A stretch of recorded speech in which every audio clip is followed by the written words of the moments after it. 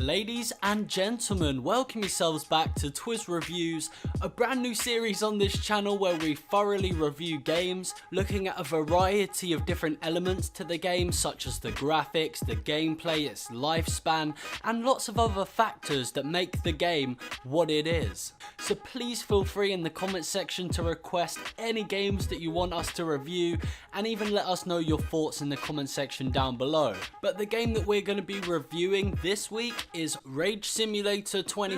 Oh wait, what? It's Cuphead. It's a what? Cuphead. Oh, Cuphead. This week we're going to be reviewing Cuphead and telling you whether or not it's worth buying. So without further ado, let's get into this Twizz review.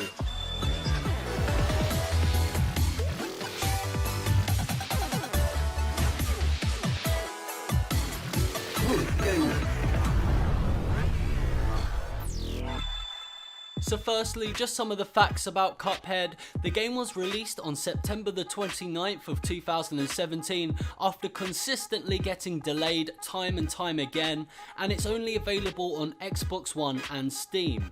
On the Steam store you can purchase it for £14.99 or on Xbox £16.74, which roughly converts to $20 US. So firstly, I think it's worth mentioning its artistic style, as that is one of the main selling points of this game. It looks absolutely fantastic and an idea that we've never seen introduced within gaming.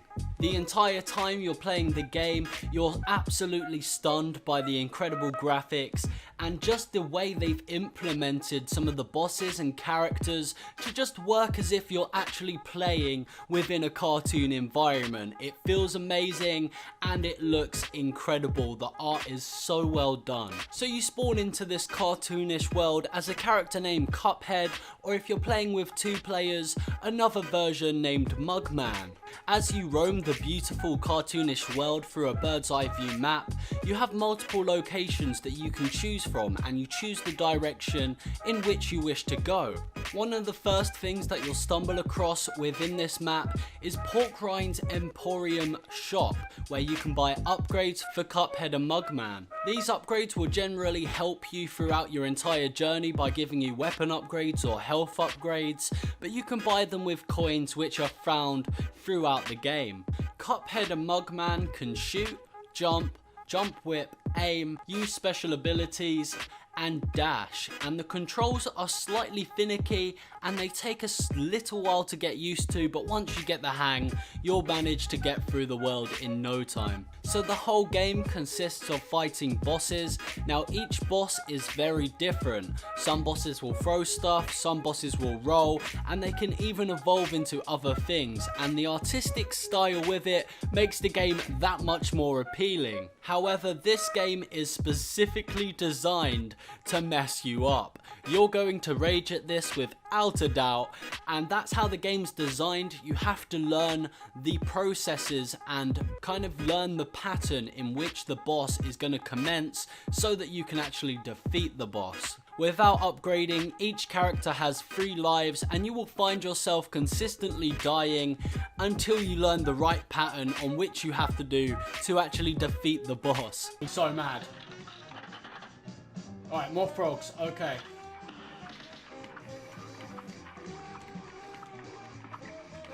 Oh my lord! Come on! Come on! Please! Please, this is actually crazy. If you lose all 3 of your lives and you're playing with a second player and they lose all of their lives, you'll have to start from the very beginning of that specific boss. Now this can be very tedious and you can get frustrated and bored at some moments. However, when you get to the end and you actually defeat the boss, it is so appealing. You feel great, you feel like the shit, you feel like you're the man. It's great. Honestly, it's worth it once you defeat them, and I found myself telling the boss that they can go in themselves. Yes! Yes, we did it, peeps! I told you! This was the time we were going to smash it. It is a good day to be a Team Twizz member. That deserves a freaking air horn. Actually, in fact, it deserves 3 air horns. 3 freaking air horns. Yes, let's go. But there's various different bosses which have unique sets of attacking you and different ways for you to defeat them across many different worlds. But it's not all just fighting bosses, there's also something called run and gun. Now in run and gun you get from point A to point B at the end of the level, and it's more pointed towards platforming. Once you get to the end, you're gonna have to shoot all of the enemies in your path, and you want to get to the end whilst collecting all of the coins. These bonus levels are actually really fun, but they can get quite hard as you progress through the worlds. Now I'm not one to judge on how game developers should develop their games, but this is more of a personal note. I really wish there was more run and gun elements and bosses at the very end. However, you're going from boss to boss and fighting, but it's still unique within itself, and I think it makes the game great in its own unique way. I only stumbled across a couple of issues while I was playing with the game, such as enemies not dying or being stuck in specific locations where they're supposed to be gone or dead already. And that can get frustrating, especially if you've just repeated the level about 5 times, so it does feel repetitive, and it is a pain in the ass when you can't defeat that boss and it just won't die. It is troubling, and it can send you into a complete rage mode. You die, right? If you die, that's it. You have to do all of this again. This is crazy.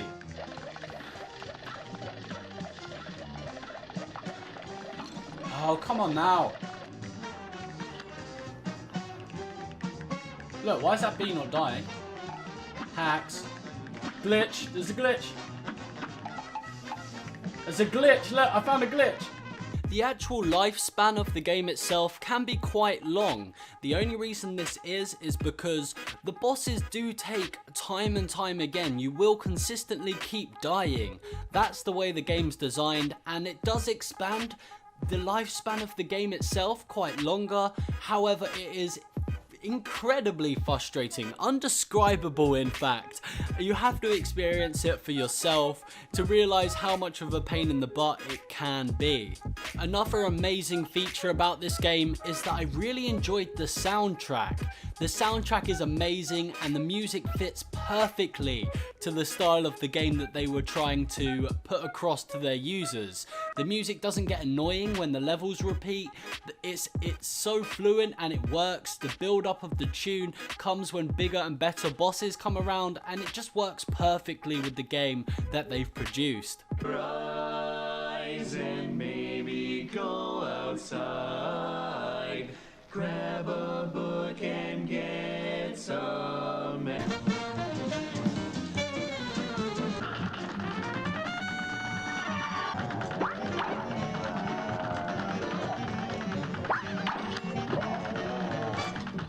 But once you've actually defeated the boss, you feel like you've achieved something, and it feels marvelous. It feels incredible. So coming into the final decision, should you buy the game? Well, not only is it always based on your own personal opinion on whether you should or not buy this game and want to experience it for yourself, personally, I'm going to give it a 9 out of 10.